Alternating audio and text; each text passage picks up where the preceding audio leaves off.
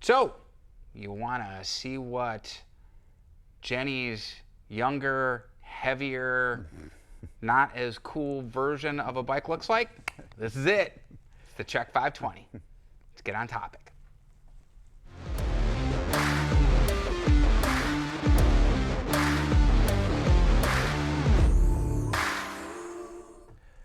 Hey everybody, it's Thomas with Get Out Arizona, and you are watching another incredible episode of Bicycle Showcase on Toolbox Topic. Once again, I'm joined. I gotta stop drinking in the morning. Joined by my co-host Brandon Van Leuven. Brandon, how the hell are you? I'm doing good. Yeah, he doesn't have to stop drinking in the morning, though. It kind of goes along with his shtick. No, I'm joking. And once again, we are at Trek Bicycle Stores of West Phoenix in Goodyear, Arizona, because it's where the cool kids hang out, and me. And today, Brandon, we are talking about what is soon to be discontinued, unfortunately, the Trek As it would 520. seem. As it would seem. For right now, yes. For right now. It could evolve, and we'll get to that towards the end. Now, as I alluded to in the intro, this is the steel version of my 920, affectionately known as Jenny, which is now my Zwift bike. Yeah. But this one is built on a steel frame platform as opposed to aluminum, which the 920 was. Right. So tell us about this bike, and then I'll point out some obvious differences from Jenny. Right. I feel like kind of the contrast with the 920 that you have, I would call that more of an adventure bike. Okay. I would call this more of a classic touring bike. Okay. So now this I'm is for those noticing, are these guys- 29s? 700C. Can you put 29s on that? I think we're going to lack some clearance in the frame. Right, and that's what, okay, so we'll get to that after this. So that was one of the big things, but right, Jenny has always been awesome. Continue, Brandon. So this is the classic bike for Trek right now. This is the longest running production bike that Trek has ever had. Okay. Started in 1983. Wow. So they've been going on with different versions of this since 1983. And when you look at this bike, it's kind of a weird bike to look at because it's like, what it would be like seeing your great-grandfather wearing, I don't know, what do the kids wear these days? I don't know. Parachute pants, Cavaricis. Like an Adidas jumpsuit or something. Dude, my grandfather did wear an Adidas No, jumpsuit. that's cool. That's cool. I got him one. Well, he's way cooler. If I could have only found the gold chain, man, we could have done Run DMC. So. Yep. The reason I say that is it's still the same steel frame. Right. The frame has changed only subtly in geometry over the years, but you'll see things that cross over. For instance, they did some really cool things. They kept the pump pegs. If anybody's not aware what a pump peg is, back in the day, we had a collapse or a compressible pump that would sit inside here And that's where it and did. stay right here. Pump peg, that is a throwback. Oh, yeah. We have the old Trek logo. Maybe we can zoom on that a little bit later. You can cut in. Yeah. The old Trek logo is in there. Again, we have a steel frame on here, 700C wheels. The steel frame, they found out, is great for packing down. When you're loading this bike with hundreds of pounds, potentially hundreds of pounds of gear, which it was intended for, the bike kind of settles in and that steel becomes very compliant and becomes a very beautiful ride. But with those old technology little pieces on there, we have some new stuff on here. Like you would have never seen back in 1983, all these points. Right, For water bottle cages and bags and things like that. We now have disc brakes on here. Right. And what I like what they did with this one is they made it mechanical disc brakes, so that when we're out, if you're 100, Something were to you're happen, hundreds it's a and little hundreds of bit- miles from home, it's Yeah. a very easy brake to maintain, a very easy brake to service on the road. Right. And amazingly enough, these feel really good. You don't feel have great. to put a lot of Super powerful. Right. And that was one of the bad, I shouldn't say bad thing, we didn't know any better, but the old 520s, when you were packed down, geez, a rim brake just didn't cut it. What if you're touring in the Rockies or something? coming downhill. Yeah, that must have been terrifying. So the disc brakes, Oh, dude, I can only imagine. It's disc horrible brakes to are think, but I awesome. can only imagine. so that's a new thing. Now Yeah. go back to some of the old stuff. It's such a strange bike because now Right. we have like external bottom bracket.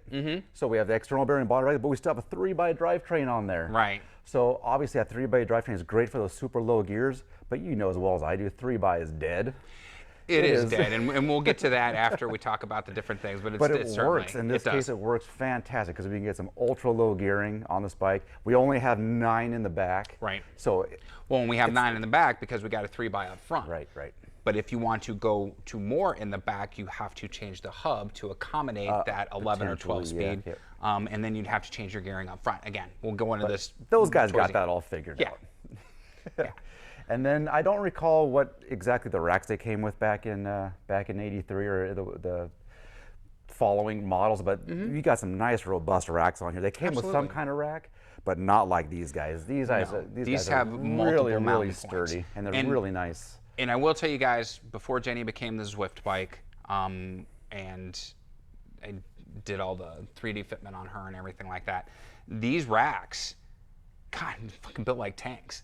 Like I remember when I'm like, oh, I'll just leave them on, and then I'm like, oh man, I'll take these off when I'm not doing any touring. And even though they're made out of aluminum, boy, it was a couple pounds. I mean, difference. You especially notice on the front. And if you look, not only are they mounting up here, but I'm going to walk around here Switch. and kind of, you know, they're mounted. I mean, they're sturdy. You can really pack these down. I wish I would have done a little bit of research and seen how many pounds they could each hold. Maybe we can add that on a little bit later. But yeah, I check know the that link they're- down below. Yeah, I know that they're built to withstand quite a I heavy almost load. thought I read someplace that up front it's 70 pounds and on the rear it's 90 pounds, which is an insane amount of weight. And then we could talk more about, you know, having a triple up front, because when you're going on a 15% gradient, 20% gradient, and you're loaded down, you're probably not a fat ass. You might be like me, 200 pounds, and let's say 100 pounds of gear. So now it's 300 pounds of gear that you're trying to pedal on that gradient. So that's where that gearing helps. Yep. But yes, all-around bike. The only thing I would think that I'd have exception with is the group, and it's the Avelo, and I wish they would have done a different group set on here. Maybe the gravel group set, was it the JRX something group like set? that, Yeah, something like that. But other than that, out of the box, tubeless ready tires. So we're set to go there. Yep. And The Brandon tires do mentioned, not come tubeless, but they do come with very sturdy tires. These are the ultimate hard case tires. Okay. So, but these are again, tubeless ready though, right? I don't believe so. Oh, okay. So I don't believe misspoke. so. Excuse Comment me. down below, Thomas. You're wrong. Nope, these are the hard case ultimate, so they are not tubeless. Okay. But they are super strong. Again, Okay. what we always talk about with these protected tires, the sacrifice and ride quality a little bit. They're going to be a little tougher Absolutely. ride, but they are very, very tough tires. Yeah. But with the additional weight that you're putting on there and everything. Yep, you may not even feel. And these are huge too. These are like 45s or something. 38s. 38s, yeah. So I think the original 520 probably came with something like a 25 or 28s or something like would that. make So sense. a narrow Yeah. tire. And if you wanted to put a little bit more meat on this, you could easily go. You do have clearance. I could see There is right some. here. Yep. You can The go to disc a brakes help 45 with that or as a well. 50. Yeah. Get you a little bit bigger tire. So if you're looking to do a touring adventure, now you could do just like Wyatt does on his Cutthroat, or like what I've done on the 920 Jenny, light graded gravel roads, stuff like that. Some yeah. chunk, but I mean, you're not obviously mountain biking on this. This is really well suited to do a variety of terrains to get you from point A It to point absolutely B will. over multiple days. And some people be like, oh man, Thomas, $1,900, that's kind of a price point. But for $1,900, you're getting a beautifully made bike. You're getting something that already comes with racks that are specifically designed for the bike, that hold a generous amount of weight. The steel frame is very forgiving, and I would say probably one of the most comfortable rides you can have as far as that goes. This wasn't built to make any type of land speed records. No, This was built to be packed like a mule and ridden like a mule. And then, yeah, when you're screaming downhill in the Rockies, you're driving it like you stole it, as far as that goes. And it'll get you So, slowed down too. Yeah, thankfully, absolutely. These days. So availability, Brandon, now we kind of said that it would appear that this is going to be the last run of this bike. And I know Trek Bicycle Store, West Phoenix and Goodyear, and there's going to be a link down below, has 2 of these in stock, and they're both 57s, which is great. So a person my height, I'm 5'10"-ish, would be perfect for.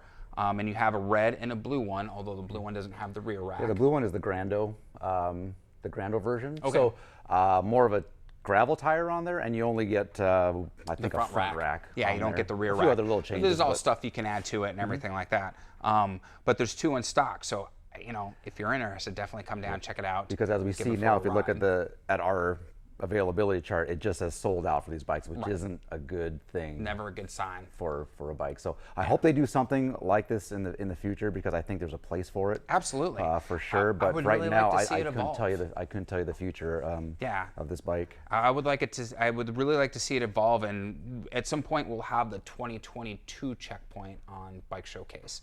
And now with that bike having that bladed front carbon fork that's pre-drilled for racks, we might see maybe an offshoot of the checkpoint family and going into touring and endurance bikes like that. So we'll have to see. 2022, we've just started, although it seems like it's been going on forever already. We'll see what the rest of the year brings. So, all right, guys. Well, that's it for this bicycle showcase. Remember, it's the Trek 520.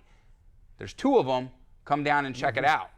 And before we get too excited about that, I'm going to ask you to hit the like and the subscribe and the bell notification icon, because it helps out the channel with, this video and an algorithm, and leads to more park passes and gas money and coffee money, so we can do more adventures as well as toolbox topics and bike showcases.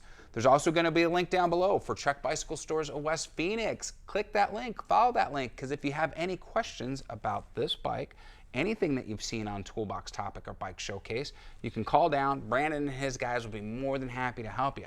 They're super informative group. Don't worry, some of them sound kind of slow, but that's natural. No, I'm joking, guys. Joking. Everybody's sharp as a tack here for the most part. We get numb sometimes.